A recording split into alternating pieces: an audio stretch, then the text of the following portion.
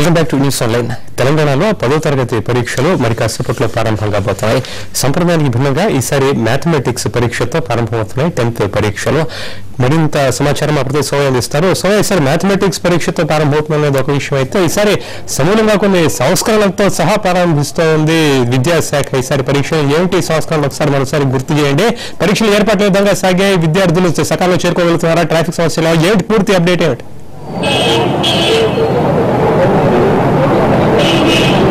ఆంధ్రప్రదేశ్ మరికాసేపట్లో తెలంగాణలో 10వ తరగతి పరీక్షలు ప్రారంభం కాబోతున్నాయి.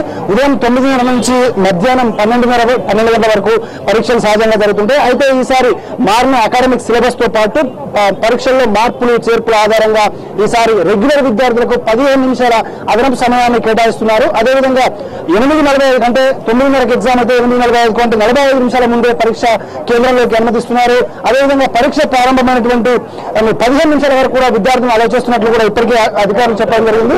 అధికారులు దీనికి సంబంధించినటువంటి ఏర్పాట్లు కూడా ఇప్పటికే పూర్తి చేయడం జరిగింది. అయితే ఈ ఏడాది తీసుకొచ్చినటువంటి 10th సంస్కరణలో భాగంగా థియరీ ఎగ్జామ్స్ 80 మార్కులకు మాత్రమే ఈసారి జరగబోతున్నాయి. గతంలో 100 మార్కులకు జరిగేది. ఈసారి ఇంటర్నల్ మార్క్స్ పేరిట 20 మార్కులు పెట్టడం జరిగింది. ఈ 20 మార్కులు కూడా విద్యార్థి సత్ప్రవర్తన, అదేవిధంగా జనరల్ నాలెడ్జ్కి సంబంధించి ఆయా స్కూల్లో హెడ్ మాస్టర్స్ ఇప్పటికే 10th బోర్డుకు పంపించడం జరిగింది. 20 మార్కుల్లో కూడా విద్యార్థులు గ్రేడింగ్ లో కలుపుతారు తప్ప ఎక్కడ పాస్ మార్కులు కలపరు అని చెప్పి ఇప్పటికే అధికారులు స్పష్టం చేయడం జరిగింది.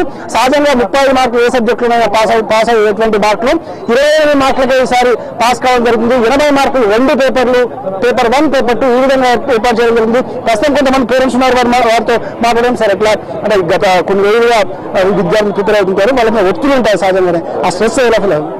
అంటే ప్రిపేర్ కండక్ట్ చేసి స్కూల్ వాళ్ళు చేశారు కాబట్టి కొంచెం స్ట్రెస్ తగ్గిపోయింది, అంతకుముందు స్ట్రెస్ తగ్గింది. సో అంటే గతంలో ఈ విధంగా ఈసారి పరీక్షలో మార్పులు చేశారు, సో అదే అనిపిస్తుంది.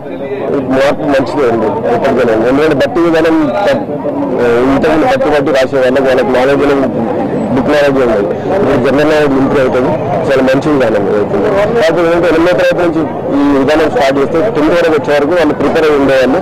సడన్ గా వచ్చే వరకు కొంచెం ఒత్తిడి ఉంది వాళ్ళపైన.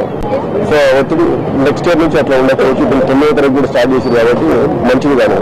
ఇంటర్నల్ మార్క్స్ పేరిట 20 మార్కులు ఇస్తున్నారు. ప్రైవేట్ స్కూల్ మాత్రం 20 ఇస్తున్నారు. గవర్నమెంట్ స్కూల్ మాత్రం 10-15 నుంచి వేయట్లేదని చెప్పి విద్యాశాఖ స్వయంగా చెప్తుంది. దీని విధంగా వచ్చంటారు. అంటే ప్రైవేట్ స్కూల్లో అన్ని డిసిప్లిన్ ఎక్కువ ఉంటుంది. ఏంటంటే ఖచ్చితంగా అటెండెన్స్ శాతం వాళ్ళు చెక్ చేస్తారు. ఒకరోజు రాకుండా నెక్స్ట్ డే పేరెంట్స్ క్లారిఫికేషన్ అడుగుతున్నారు. అదే గవర్నమెంట్ స్కూల్ ఆ పద్ధతి లేదు. సో మొత్తం మీద మరి కాసేపట్లో ఉదయం 9 వరకు పరీక్షలు ప్రారంభం కాబోతున్నాయి. 12-15 వరకు పరీక్షలు కొనసాగుతున్నాయి.